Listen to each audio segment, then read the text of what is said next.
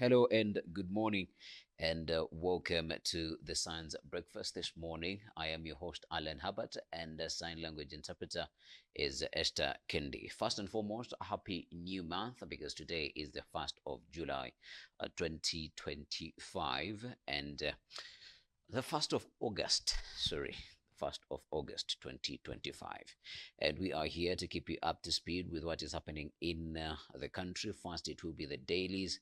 Then first it will be the news that are making headlines in the country. Then the dailies, your morning weather, your morning quote, and some sporting action that will be happening over the weekend. And you can engage with us on our social media platforms. That is a Science TV Kenya at the Alan Hubbard. Hashtags are hashtag Science Breakfast, hashtag the Alan Hubbard. Or you can find us on web. That is at www.sciencetv.co.ke. Government reduces university fees. With the Ministry of Education has announced the reduction of fees payable for programs in all Kenyan universities. In a memo issued by Higher Education Principal Secretary Dr. Beatrice Inyangla, the state says the decision followed extensive consultations with students, the public, and other stakeholders in the education sector. Quote, in direct response to concerns raised by students and their families, the government has lowered fees payable by students across all academic programs, reads a memo written to vice chancellors of public universities and principals of constituent colleges. The PS said the rationalization is meant to ensure affordable, accessible, and quality university education. Inyangla further stated that the reduction in fees would help in maintaining financial sustainability of the higher learning institutions. Now, the universities are expected to adopt the new fees schedule from September 1st, 2025. This will be applicable to both first years and continuing students. Quote, all public universities are further directed to update their admissions and finance portals to reflect the revised fees of academic programs, the Education PS directed. In addition, students will continue to meet cost of programs through a combination of tuition fees, scholarships, and loans based on the needs of the individual students. From that big update in education, now to blow to Gachagua as High Court rules DP Kindiki legally in office. Former Deputy President Rigathi Gachagua has suffered yet another blow after the High Court in Milimani declined to overturn the swearing in of his successor, Professor Kithure Kindiki, saying the matter had already been overtaken by events. In a ruling issued Thursday, the three-judge bench consisting of Justice Erick, Ogola, Antony Murima, and Dr. Frida Mugambi, considering Gachaguas' impeachment, also rejected another petition to have the bench recuse itself from the matter. Gachaguas' team had challenged the decision of the earlier bench constituted by the Deputy Chief Justice Philomena Mwilu, saying the decision to allow Kindiki swearing in by an unconstitutional bench was a fruit from a poisonous tree. Here are the full details to the story. Applications have been overtaken by events following the ruling before the judgment by the Court of Appeal and the ruling by this court. It will be very untidy for us you and us, to argue over those rulings. If the directions are not proper, you know how to move the vote. The Chief Justice, and she alone, who can decide the number of judges to assign a matter.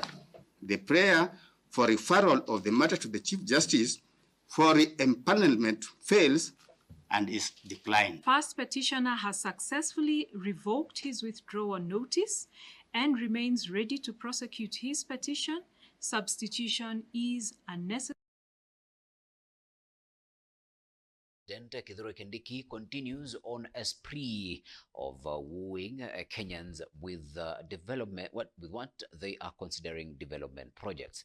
While on his recent spree, he said that there is no leader in the Kenya Kwanza government that is sidelining members of the Mount Kenya community. Here are the full details to the story. Tutakubali siasa tena ya uchochezi kuharibu mali. Acha tushindane na sera, kila mtu auze sera yake. Ule atafanikiwa tumuombee akuwe kiongozi wetu, ule hatafanikiwa angoje, Mungu atamsaidia siku nyingine. Jiulize wewe, mbona tangu 1963 hakuna siku nyingine tumechoma mali yetu sisi wenyewe? Si tumeishi kwa amani? So safari hii wale ambao wameleta fujo hapa Meru wajue hiyo siasa lazima ikome. We will not allow anybody to import violence and destruction here. Formally petitions EAC Secretariat over Tanzania's ban on foreign businesses. And the Kenya government has formally written to the East African Community Secretariat protesting a controversial directive by Tanzania that bans non-citizens from engaging in various businesses activities, warning that the move threatens regional economic integration. East African Community Principal Secretary Dr. Caroline Karugu on Thursday confirmed that Kenya had lodged an official complaint with the regional bloc, urging it to compel Tanzania to review the business licensing prohibition and business activities for non-citizens Order 2025.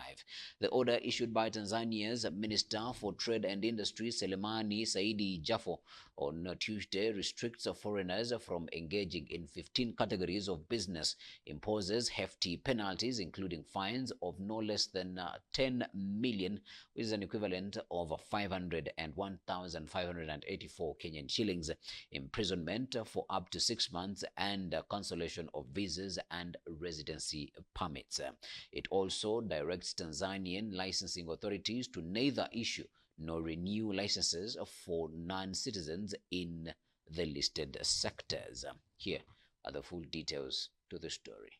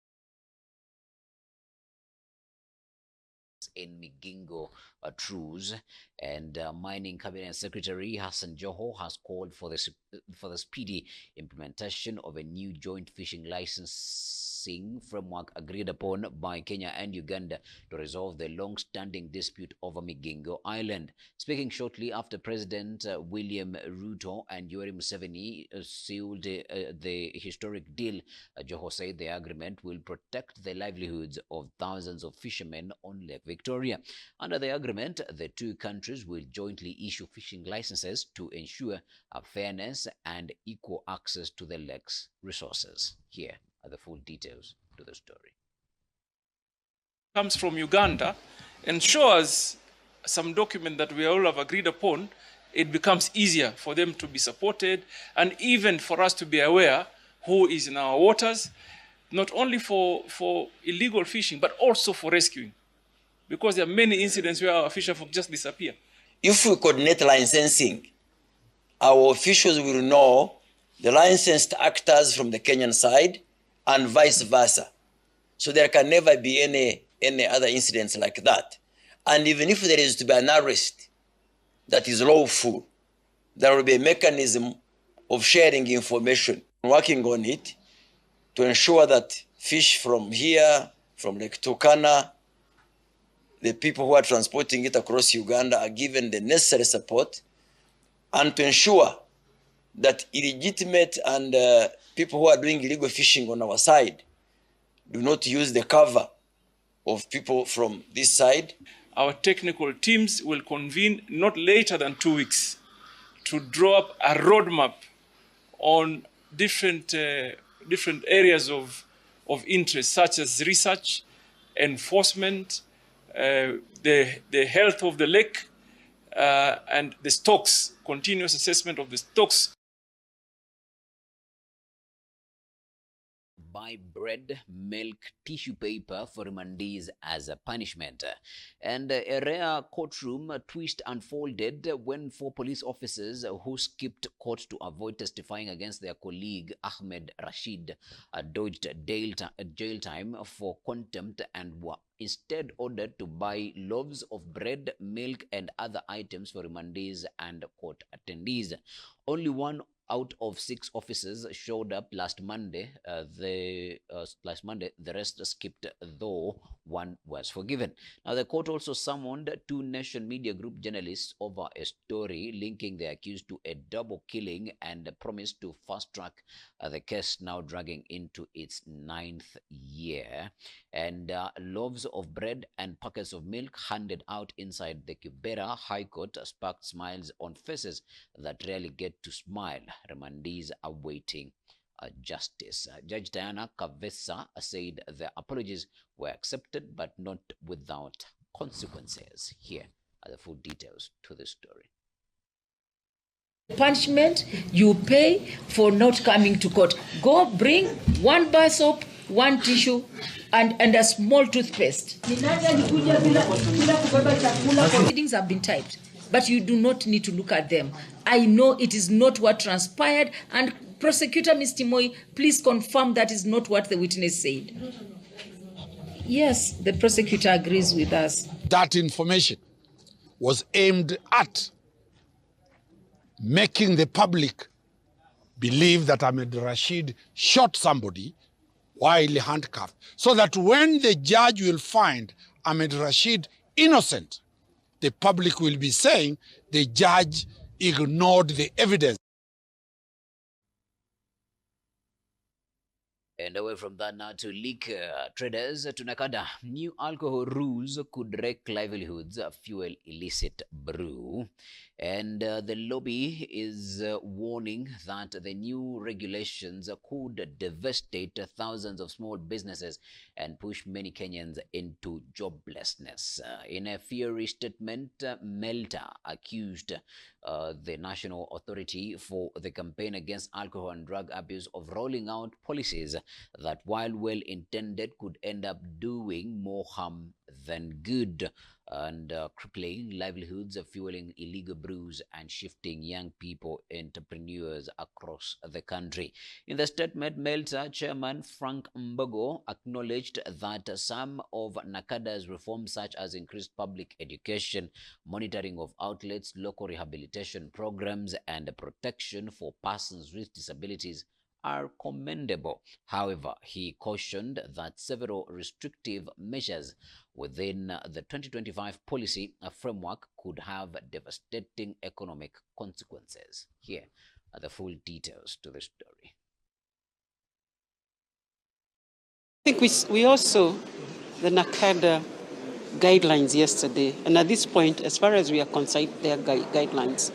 If I just step back, beer or alcohol in Kenya, and I talked about it this morning, is that the composition of formal alcohol is now 40%. We've seen over the last 2 years, informal alcohol, illicit alcohol growing up to 60%. So these guidelines are controlling the formalized ecosystem. So there's a lot more to go for within the 60%. That's number one. The second thing is we are so core in the ecosystem in Kenya and even across East Africa. If you think about across East Africa, we visit about 250,000 outlets, both through e-commerce and through our regular distribution channels. We have about over 330 distributors. across the ecosystem. We have about over 60,000 farmers. So cutting some of these, shall I say, cutting some of these channels, or cutting even the legal news that's making headlines in the country. The Standard is where we started off with. Time to face justice. All right. The story goes as in the super illegal firestorm is closing in on top state officials as the government faces mounting accusations of crimes against humanity over the brutal crackdown on Gen Z protesters. Presidential aspirant and gospel musician Reuben Kigame has filed a petition asking the court to, among other things, find the security chiefs responsible for the death of over 100 young people, and a crime he argues warrants adjudication at the International Criminal Court. That is a story that you'll find on pages 6 and 7 of the Standard. Now, the country cannot turn away attention to the recent murders, torture, and abductions of its citizens exercising their rights to protest as it goes against the very core values of the nation. Reuben Kigame, the former presidential hopeful come 2027. Now, list of civilians in Petition who lost their lives. There is Rex Kanyike Masai, Brian Lemanyan Kasaine, Austin Makoha, Kelvin Madanga, Kennedy Onyango, Sila Sawe, Ryan Mwendwa, Anthony Kimeu, Erickson Kialo Mutisia, and Caroline Shiarimba. And the people who are being accused, there is the Interior Cabinet Secretary Kipchumba Murkomen, the police boss Douglas Kanja, as well as DCI boss Mohammed Amin. Among other stories, who gains from new varsities fees edict? While parents have something to smile about, administrators rue the cuts, warn that institutions might shut down in the long term. As well, Teen Star ready to light up Chan. That is on page 32 of the Standard this morning. From the Standard now to the Daily Nation. Now, teachers shocker over pay increase, and celebrations by teachers over a recently sealed 33 billion pay deal have been shortlisted after it dawned on most that their take home is a drop in the ocean, with some lamenting the increment in less than 1,000 per month. Disgruntled tutors are now accusing the unions and the government of hoodwinking them with a mouth-watering bargain, only to be left holding the short end of the stick. That story you'll find on page 8 of the Daily Nation this morning. And Nduta spared execution in Vietnam, sent to jail for life. That is a story that you'll find on the Daily Nation this morning. She was caught peddling drugs in Vietnam. And opposition explores joint nominations in mini polls battle with ruling side. That is on page 6. And state reduces varsity fees after concerns over new funding model. That is on page 10 of the Daily Nation. Now, when we come back from the break, we are coming back with your morning weather and your morning quote. Keep it science.